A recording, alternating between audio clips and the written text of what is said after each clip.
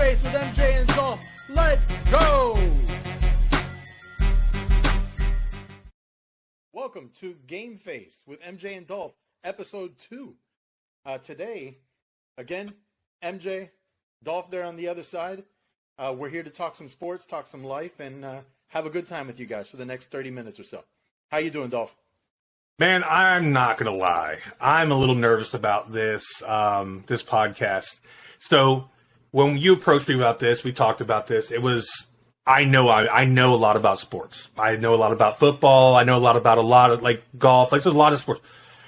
Today we're going to talk about basketball, and this is something that I haven't watched. I mean, I think the last time I actually watched a basketball game before yesterday was 2016.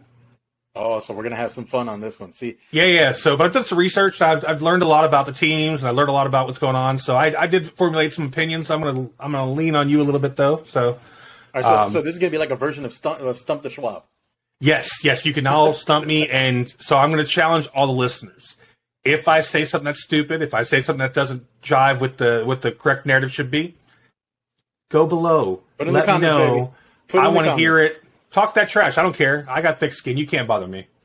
So, and speaking of our viewers, thank you for the views last week. It was beyond our wildest imaginations how many people have seen the show, and we're really, really happy about that. We love you all. I did put this up to a vote on the Instagram page, and the NBA jersey won. So we'll be doing votes like that every once in a while, see what you guys can get me into, and it won't always be jerseys.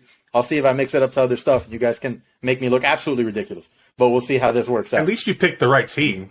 Well, it's either that or my old vintage Sonics jersey from Sean Kemp, but he just got arrested, so let's not do that. Sean Kemp, though, was the man back in the day. See, these are things that I can talk intelligently about. I watched Sean Kemp my whole so I was a crazy NBA fan from '84, okay, until probably when I went in the Army about 97, 98 time frame. I really didn't follow it much after that.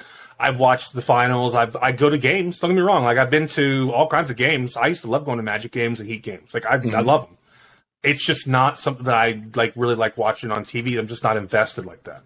Oh, I hear you. Yeah, I started out. Everybody loved Jordan.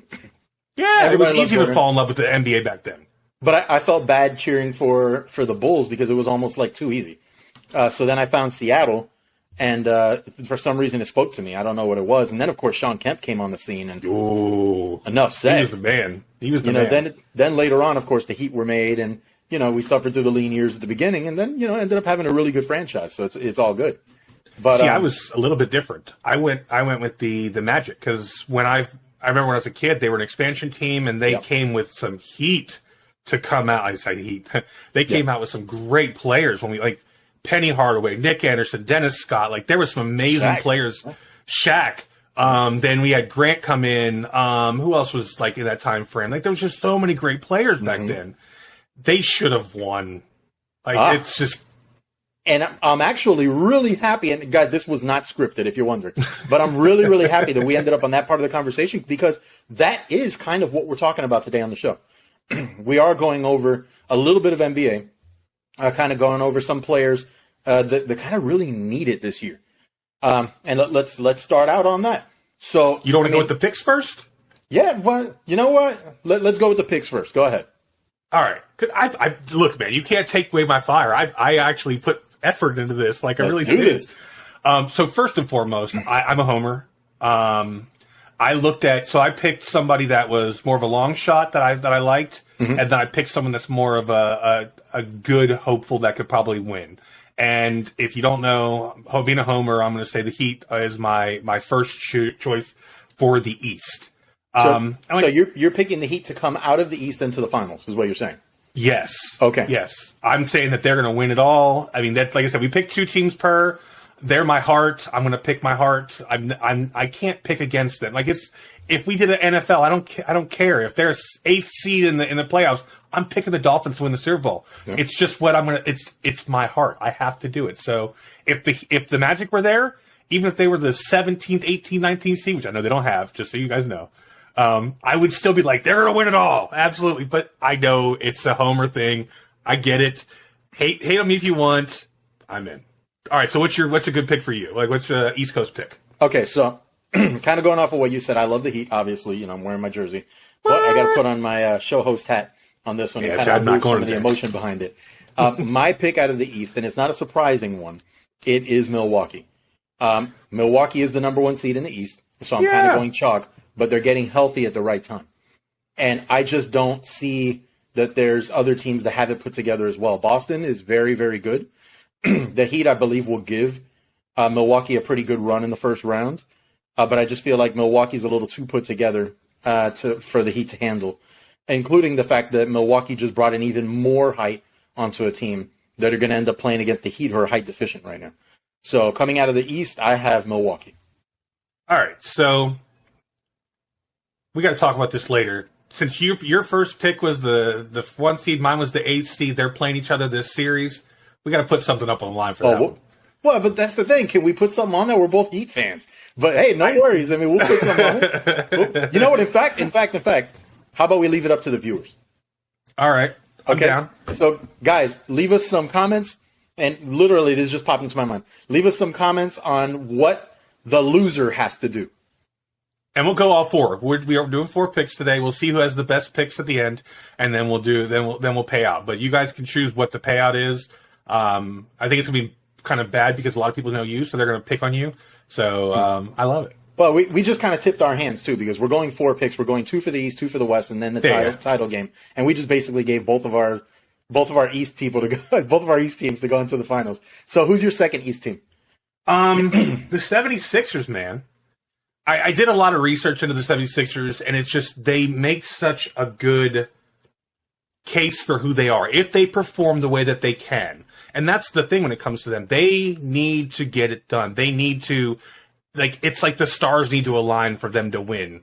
They're not the best team out there. I mean, I think the Bucks are. Everything I've read, everything I've seen, I've watched videos, everything out there shows me that the Bucks are going to win this. They're going to dominate, and they have the team to do it. But I think the 76ers has a good run for them. Okay. I mean, the Sixers have a whole lot of talent. That's one thing. They have a whole lot of talent. My other pick out of the East is going to be Boston. And, I toss around Boston, too. I love Boston. I'm kind of going chalk, and I feel bad about that. Because I don't want to give you guys chalk. That's not what this is. But Boston has a whole lot of firepower. Yes. They have a young coach that really understands the team and is getting the most out of them at the right time. The drawbacks are, of course, I'm not sure at the highest levels if their 2 stars can really play together and make it happen. So that's my only concern for that team. But I just feel like those 2 are the 2 heavyweights coming out of the East. So, okay. In the, being conscious about the time, let's go ahead and move on to the West. And I will start out on the West this time. Go for it. And then you will follow up. So I have my first team is Phoenix. Coming out of there. I mean, they're just way too much star power on that team. I understand that they got rid of a lot of guys to make that KD trade happen.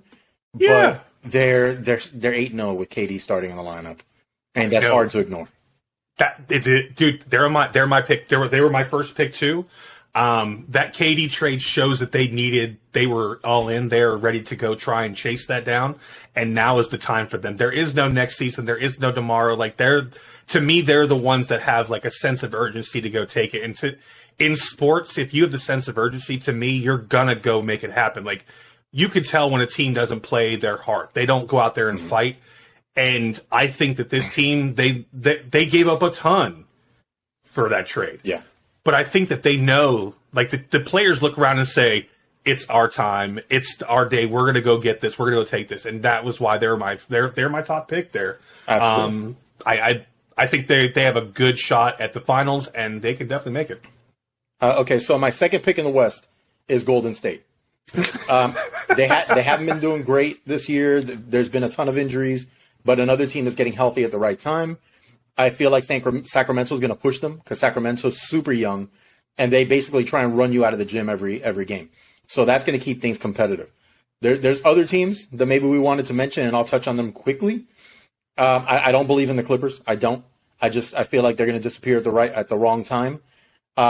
Memphis, too much drama on that team. They're not going to get it done. And please, for God's sake, do not bring up the Lakers. But anyway, go ahead. So my second choice is Golden State too. Okay. When I was looking at teams for the West, I'm kind of an AFC, NFC kind of situation. I don't really watch the West. I never did. Like even when I was watching, I'm from the East. Like that's what I always watch those teams. I don't know why. The AFC is the same thing. I watched a lot of AFC teams. I don't really watch NFC teams. I don't know why. Yell at me all you want. Can you say East Coast bias? I am, and I'm okay with that. I'm okay with that. But I had to look at them at Golden State and say, man, they have the pieces and they have the experience. So when we talked about the fire that the Suns have to get it done now, they have the experience to come in. What is it? 4 out of the last 8 seasons, they were in the finals or they won. I mean, they've won. Yeah. Yeah. 4 out of 8 is insanity. Yep. That is like Tom Brady kind of numbers. Like those are like crazy. That's just insane. Yep. So to bet against someone that's been there, knows how to perform in that, I can't. Like I think if there's anybody out there that can give them a run, they're going to get healthy now. They're going to go out there and show their ass. Basically, I'm in. Like I like them. It's just so funny that for the West Coast, we both have the same picks. Yeah, no. And for anybody watching, we didn't go over these. No, I had no idea. That's why I laughed. He had no idea who mine were. I think that the reactions are good on that. Now we're going to pause on that part of the conversation.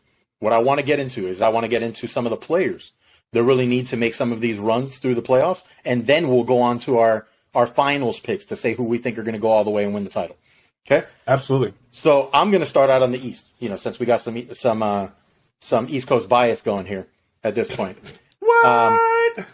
I'm going to say that some players that really need to make a deep playoff run, if not even win the championship, just a deep playoff run to kind of show their cities, their organizations that, we can actually do this. Like, you need to buy into this. And some of these, honestly, it's for the players themselves because they may just say, I want out if they don't get this done the right way. So my first one is going to be, and I'm going to put together a combo, Joel Embiid and James Harden. Okay. James Harden has won nothing at every level except for an MVP trophy and some scoring titles. Which is crazy. I've seen him play live. Yeah. He is imposing. He is like I said, I don't really watch games on TV, but a couple years ago I went to a couple of Magic games and they played Houston. It was more than a couple now, obviously. But I watched him play live. It was just so enthralling. We were 4 rows back. I was there. And man, he was so good. He was just so nobody had anything for him on the Magic. No one could do it was just they were double teaming him every chance they got because they had to. Otherwise, he was just taking over the floor. And to think of him and Embiid, bro, that's going to be if they can figure out the chemistry between the two and make it gel as they need to. There's nothing that can stop that. I think 2 superstars on the same team.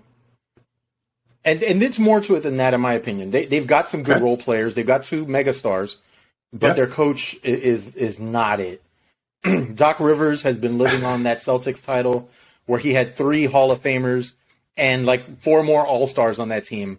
And he did too. They dragged him into winning a championship. And suddenly he's a great coach. I don't understand it because at every other stop except for Boston, he's had a losing record, except now, of course, in Philly. But in Philly, he has 2 future Hall of Famers. And again, a bunch of really young studs that are playing on this team. So now here's the question.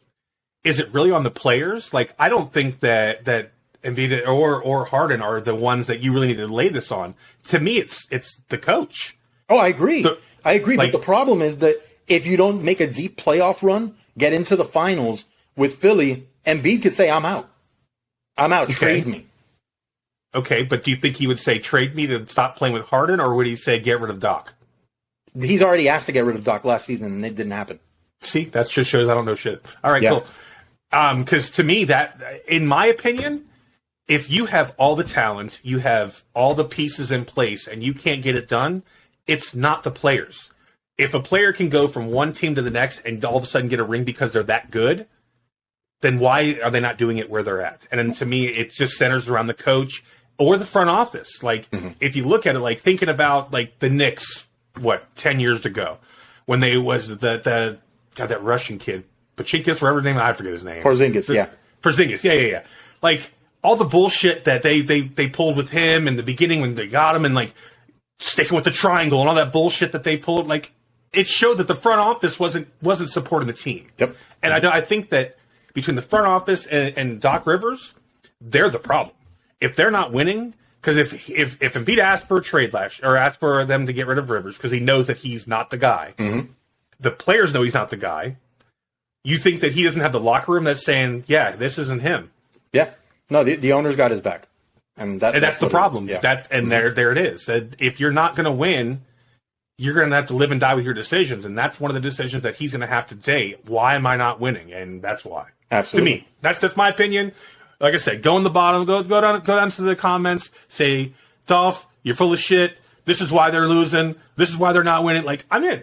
Tell me I'm wrong. I'm okay with that. But this is my not so professional opinion. All right. So, yeah, I mean, Philly, that's going to be a complicated situation. But again, that's why I believe that those players need to make a deep playoff push. Another one would be, and I'm not even going to go with just players, the Celtics. The Boston Celtics, yeah, I know I picked them to go into the East Finals. But you've got Jaylen Brown, who nobody knows if he's going to be staying or not. And the dude is a stud. He's a major star, but it just doesn't seem to be working. They're two stars on that team. They play great together. Things go well, but it seems like when they get into serious crunch time, it just doesn't happen. Time Lords always hurt, so that doesn't help them. And you've got just a bunch of little issues here and there with Boston, but I believe in the direction of the franchise, and I believe those guys should be staying together. But if they don't win, you could have Jaylen Brown again being somebody that says, trade me out of here. And he's hurt mainly because of the KD rumors over the past 2 seasons where nobody knew where KD was going to be traded to, and Boston was offering him up right away. And, if you're a young superstar and you're like, dude, I've got 10 years more to play in this league, if not more than that, why are you trying to trade me for somebody else that's going to be here for 2 or 3? That's got to get to you if you're a star, which he is.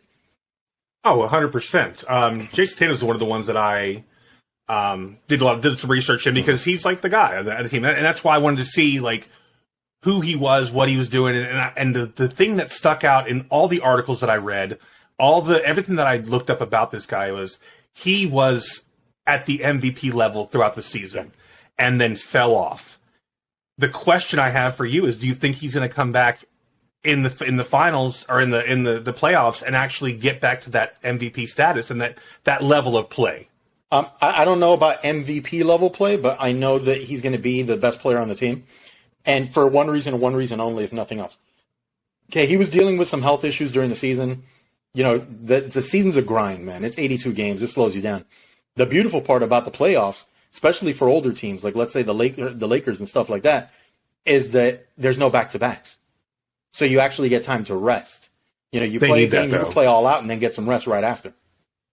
Yeah, they need that. I remember when I used to watch, it was just such a grind. They're like, okay, we're resting this person, we're putting this person out because the games were so fast, back-to-back. Like, to me, I think that just doesn't do well, not only for the fans. Like, think about it. If you're going to game 2, and we'll just take back to the day, you want to see Jordan play, but Jordan's now 40 years old playing the Bulls, and you go in there to play, and he's sitting because he had a game yesterday. That would piss me off to no end. And to me, like, that's why I'm glad that they're doing this, to give the fans the show that they want. I thinking about, like, basketball or whatever. Kobe was known to play hurt and play tired and play all those things because he didn't want to be that guy that someone says, man, I paid all this money to go see Kobe play at the Garden or the Staples Center, and then did not see him because he was hurt. Like, that would suck. Yeah, and to me, I think that that's a huge thing. Like, they don't have the character that they used to have, first of all. I don't see. But they're out for themselves. They're not going to play hurt. They're going to go out there. Like, some people do.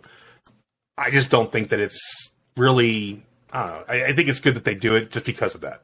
Yeah, I mean, and let's not put it all on the players. Now, that being said, and I'm going to be clear on what it is that I'm talking about, because some people's eyes probably just opened up real big when I said that. You do have players that load management. We've heard players say it before that, I want to have a career after, I want to have a life after sports. Dude, that's beautiful. But you're making millions and millions upon millions of dollars to play a game, and you have fans that are going to watch you play. Let's not cheat the fans. Now, The reason I say let's not put it all on the players is because sometimes the teams restrict these players from playing in back-to-backs because of medical conditions that came up before or whatever it is. That's and fair. They're the ones that are doing some of the load management. So it is on both sides. I would say it's probably about 65-35 on the player themselves.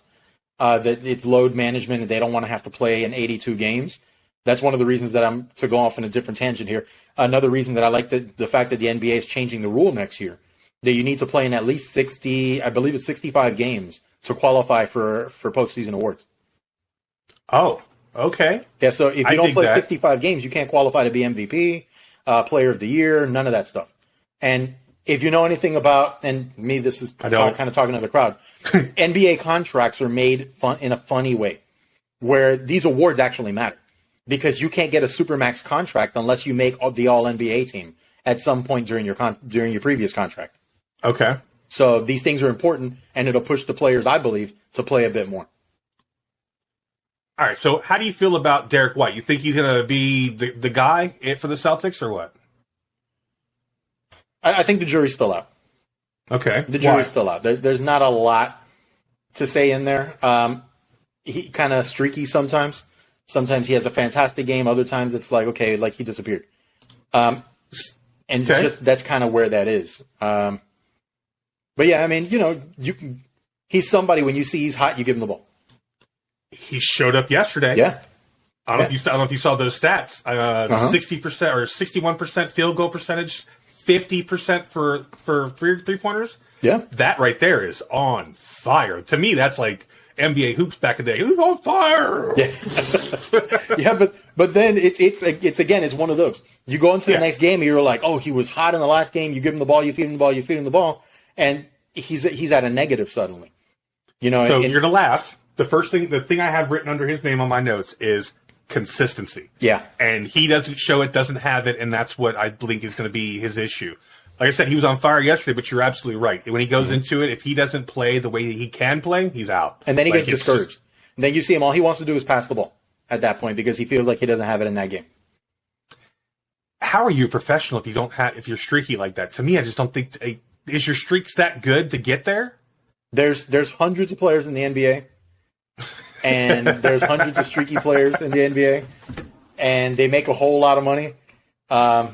And honestly, I mean, you hit that streak every third game, and you're helping your team out.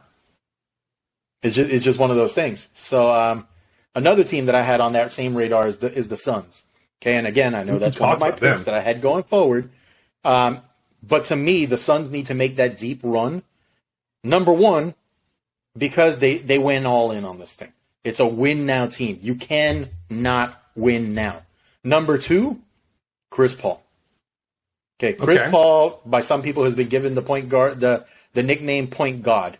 Okay, I don't see him as one of the top 5 greatest point guards of all time. He's definitely in my top 7, but he needs to win now, and that dude needs to win in the worst way possible because he's been on stacked teams and never won yet. And this is now probably the most stacked team that he's ever been on. If they don't make it happen right now, I don't even know what to say because he was made to look bad in the playoffs last year. He looked old. He looked like he just didn't have it anymore. And I believe if they can't win it this year, the new owner of the Suns is going to be looking to make a splash, and he's going to move on from CP3 and go after somebody else. I don't blame him. I mean, the guy doesn't even have a ring. Like, how long has he been how long has he been for? And as good as a player as he is, he hasn't been able to go to a team that would take him all the way. And this is a good shot as any. Like, they went all in for KD. We've already talked about that. We don't need to dwell on the situation. We know they went all in. They're saying we're going to win now. He needs to put that team. CP3 has to put that team on his back right now. Yeah. He's the veteran on that team. He knows the players. He knows the way that the team gels. He needs to lead KD, even though KD's going to walk in there and he's going to. I mean, we know who he is. Yeah. He's going to go in there and he's a leader and he's going to take over and he's going to do. He needs to be that co-leader, the partner that he has to like when we work together. I accentuate what you do, you accentuate what I do, and we worked well together. It's the same thing they need to figure out right now, and they need to do it with the quickness. Because I mean, he's been on? How long has KD been on the team? A couple months. I mean, yeah, he was hurt. And he was hurt most of it, Yeah. and he played 8 games, but they killed him those 8 games. Absolutely.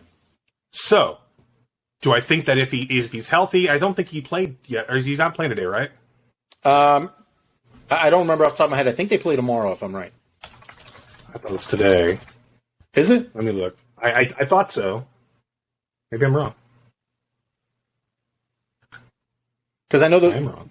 and this kind of gives the timing away as to when we're recording. The Lakers are playing right now, and the Heat plays next. And then there's 2 more games after that, so it might be Phoenix later on. They probably saved them for the late game. I thought they were playing today.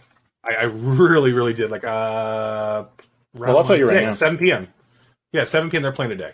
So it should be a good game. I'm probably going to have it on. Like I said, I don't really watch NBA, but for these kind of conversations, I kind of need to, especially this time. But I think that if they can make it click, if they can make it work, then I do believe that they have a very good shot. We've talked about this before, but they need to. Yeah. Like, I think any of the teams that we talked about today, I think if they don't, they need to do some really big changes next season. Yeah, like, I mean, the people that say, like, I'm going to go back to the NFL side, but let's say, like, the Bills. The Bills think that they're self-anointed champions every single year, but I don't think they're doing enough revamping and getting rid of players that are not performing and getting in new. And I don't know, they're not doing what it takes to make the moves to get there. Yeah. I don't know if these teams end up losing. They need to get that and do it quickly. No, absolutely. It's a huge industry, and you can lose a fan base. Like, we're diehard Dolphin fans, we're diehard Heat fans. Like, yes, but there's fans out there that flow with the tide. And if you're not winning, they're going to stop looking at it. And that's a lot of money and revenue coming out of these teams' hands when they're spending a lot. Think of the contracts these teams have right now and what they have to play, what they have to do. Yes, they made it to the show, but they need to make it through the show and make it to the very end and get that prize. Yep, so absolutely. That's 100% correct. 100% correct. Kind of leading off on what you said. You hear that, guys? No, yeah, you got that one right. I'm correct. Leading into one of those things and kind of the Heat, there needs to be some changes. Look, they're not going to win a title this year. I know that you got them as one of your picks. We'll go over that. I know that they're hamstrung by 2 big contracts, but they need to do something, and they need to do something different. Because the tallest guy on the team is Bam at 6'9", and behind that, there's no depth under the basket whatsoever right now. Look, in Pat we trust, man. In Pat we trust 100%. Pat, I know you're not listening to this, but if you are, dude, you're the godfather. I believe in you 100%. Some changes need to be made. That roster needs to be turned over. And Kyle Lowry, I know we got him for 1 more year under that contract. Package him for whatever you can, and because it's time to move on. But that's what I'm saying, though. They have a great coach. They don't have great players. Yeah. They don't have the depth. They don't have they don't have the pieces. If they had a team like, let's say, the Suns or the 76ers and they were losing, I would be calling for Pat Riley. Yeah. All day long. But they don't have that. Like, when they had, back in the day, they had Wade and LeBron, like, if they weren't winning at that time, yeah, I'd be calling for it. Yeah. Because that's where the main center point is. Like, they control the most of it, and they control the energy, they control everything. Yes, you have leaders on the floor, but they're the ones they're the coach. That's what they are. Well, there's a perfect example of that. Because if you remember, when we first picked up Shaquille O'Neal, when Shaq first came to the Heat, Stan Van Gundy was the head coach of the team. Yep. And Shaq was tired of it because he believed that Van Gundy was costing them games and started out in the media calling him the master of panic. So what happened? Pat Riley heard that, kind of told Van Gundy, get out of the way. Pat Riley took over as coach again and took him straight to a title. Who would have thought that? Yeah. You mean good coaching with great players will get you a title? Since when is Which that? I don't understand. If an idiot like me that doesn't watch the NBA... Oh, hold on. Yeah. Sorry, Mike. If an idiot like me gets that, why are these executives not? Yeah, there's a lot of reasons, and that's something maybe we'll get into on another show. But now, the next player on my list is Nikola Jokic over at Denver. I'm out on this one. Okay, so why is he on my list? Number one, Denver's the number 1 seed in the West. You're the number 1 seed. You need to at least make it to your conference finals. Number 2, Jokic is on a run right now of 2 consecutive MVPs, and he's in the top 2 to win the MVP again. Okay? The guy is a phenomenal offensive talent. Why do I classify it like that? He's a liability on defense. Okay. At center, he is a liability on defense. He'll do just enough to get by, but on offense, he's almost unstoppable. see, to me, a center is primarily defense. Yes, Yes. they catch the boards, they get in there and they stuff it down. Like I understand where that is, but when it comes down to like, they need to be defensive, just hounds. And he's not. It's like, yeah, like when I played basketball back in the day, I was aggressive on defense. So they always put me down low because I was big, I was stronger than most, and I could control under the boards. You weren't going to get the ball from me if it came down. I wasn't jumping higher than you, but I was coming down with the ball. They need that. Like, they need to bully down there. Like, Yeah. that makes a tall, strong Shaq. Like, if you want to think of like who a center was all the things that I'm talking about, Shaq was. Like, if he would actually have practiced, he would have probably been the greatest player of all time, in my opinion. Like, he had it all. But Shaq's an anomaly too. Nobody has ever been built like that in the history of anything. I don't care what you say. Okay, you can go back to the 7'2", medieval 303 times. pounds when he came out of college. I remember. Yeah, you can go back to medieval times when they used to talk about giants. That was probably Shaq, like going through time tunnel. It's just it is what it is. When it comes to that part of the conversation, though, that's why I don't understand why Embiid isn't running away with the MVP conversation.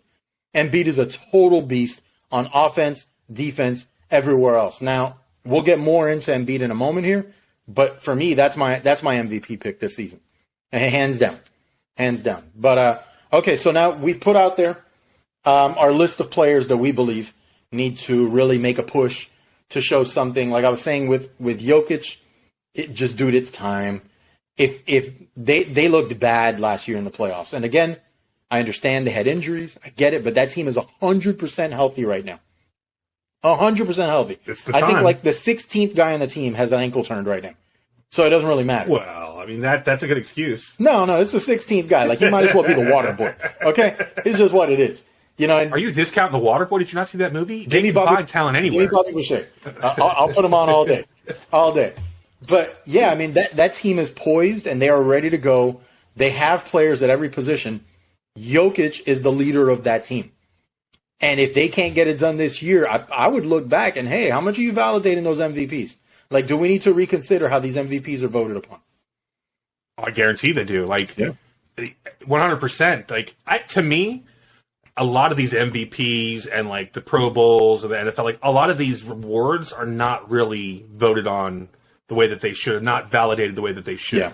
Like, it's just crazy to me. I want there to be the best player. Mm-hmm. I want there to be the most dominant player, and if it's not, then they need to look like Aaron. Okay, I know this is not an NFL conversation, but like Aaron Rodgers was barely the most dominant player in his position, let alone the whole NFL. I know that you may not believe that or you may not agree with me, but to me, there were people that are more whole players, and they led their team better than he did.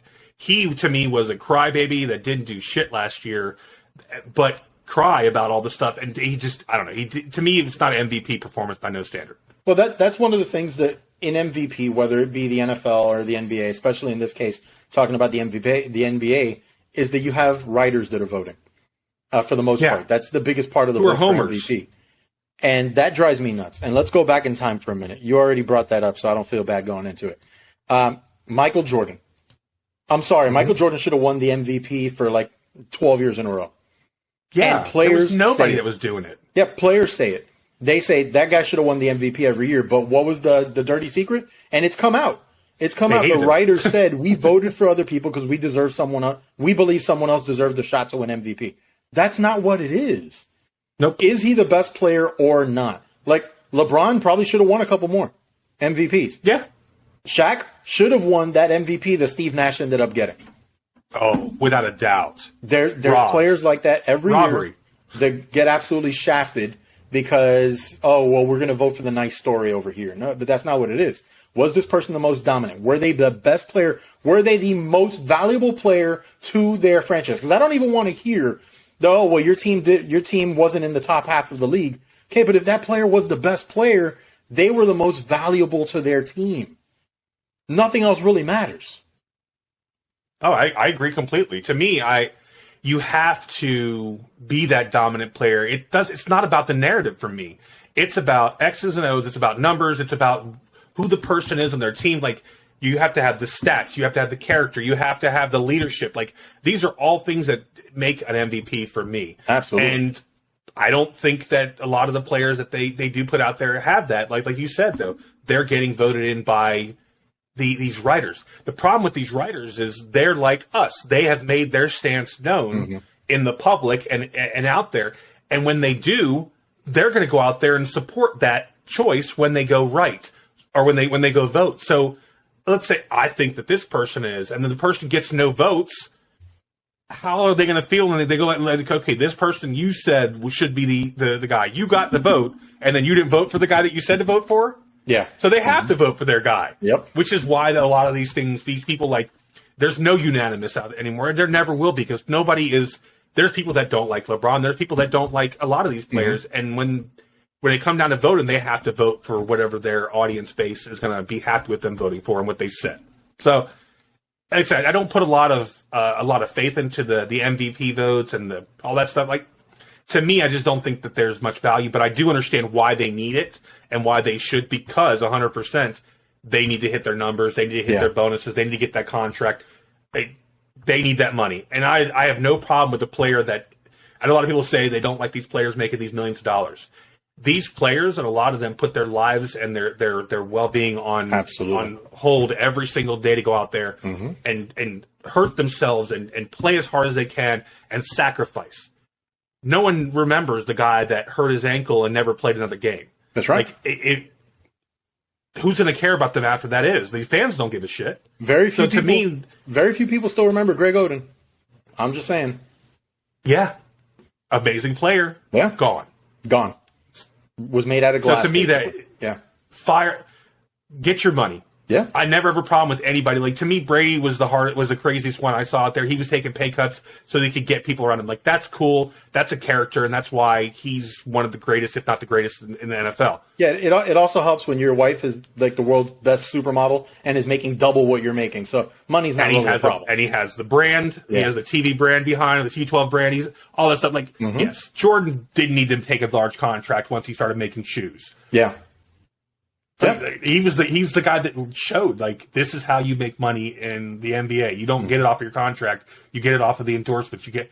And that fool still makes so much money. Oh, crazy amounts. Billions. Crazy amounts of money. Bastard. Okay, so let's jump into now.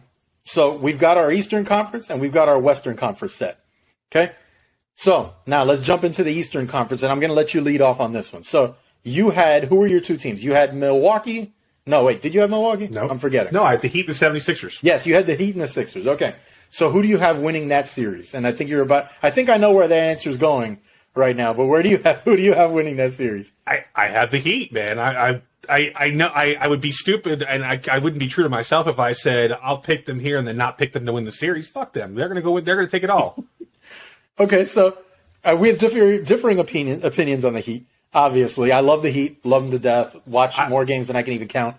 Realistically, I know better. Okay, Don't get me wrong. I'm not stupid. But I'm a Florida boy through and through. I will go out here and I will support the teams that are out there, whether in hockey or whatever. I don't care. They're going to win. Okay, in the East, I have, of course, Milwaukee and I have Boston. And I have Milwaukee moving forward. And it's for the same reasons that I gave before with Boston. They seem to crumble at the wrong time. And it's really not something that leads itself to winning a title. I believe that if they give Milwaukee a good run, that'll satisfy the Boston crowd. Maybe they'll just add a piece or two and try and give it another run next year. I seriously think if they get rid of Jaylen Brown, they're making a massive mistake. Okay, so now on to the Western Conference. And we both had the same picks, so I'll let you lead off on that. I know I picked both, but I think the Suns are gonna take it. Like, I think that they have the total package to go all the way. It's not that I don't like Golden State. There's all kinds of reasons I've talked about, but to me, I think that the Suns are going to be where it's at. And I'm right there with you. The Suns, I just think they're overwhelming at this point. Yeah. KD is the ultimate plug-and-play player. What do I mean? You can put him in any situation, and because of his playing style, he can play whatever it is you need him to play to get along with that team. He's not like, let's say, a LeBron that needs to have the ball in his hands all the time. He doesn't have to be ball dominant. If you need him to be ball dominant, he can be. If you need him to rebound and score, he can do that for you. If you need him just to stand outside by the 3-point line and shoot threes all day, he'll do that for you too. He can do it. He's the ultimate plug and play. Now, the question is, again, CP3. That's what it comes down to for me. That's what it comes down to. Is CP3 going to be a liability like he was after the second round last season? He showed his age last year, even with the time off in the playoffs. He showed his age. He slowed down. He wasn't playing good defense anymore. There was a lot bad in that situation. And if that happens again, it'll torpedo this team. I agree. I have nothing to say against that. Like I agree completely. CP3 is like the leverage that needs to happen. If he plays the way he can and doesn't show like his age and everything, like he'll do it. He'll get it done. Okay, so then and that team will go. So then you have Phoenix and you have Miami in the final. Yeah. And you already said you tipped your cards there. Not a great player apparently. Yeah. You have Miami winning the whole thing. So yeah, why not? Why would you take Miami over Phoenix? Because I love them. It's not. Like I said, there's no reason. I told you from the start. I'm a homer when it comes to that pick. Mm-hmm. There is absolutely no reason that I would say that they will beat the Suns because they don't have the talent to beat them. They don't have the coaching to beat them. They don't have any of the things to beat them. But they have a chance. Okay. Again, I love the Heat. If you're watching, give me a press pass. I want to go interview your people. Love the Heat. I see the limitations there. I do. If it's Phoenix and Milwaukee, I think it'll be one of the best final series that we've seen in a long time.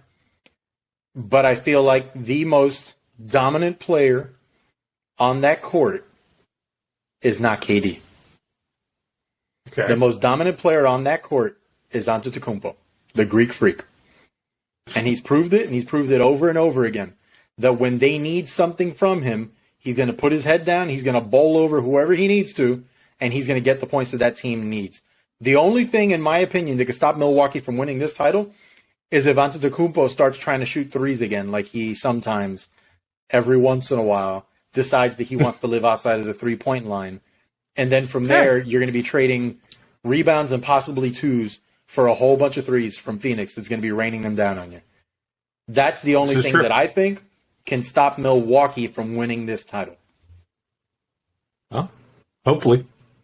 Yeah, I mean, we'll see. I think that it's going to be a good playoffs. I really do.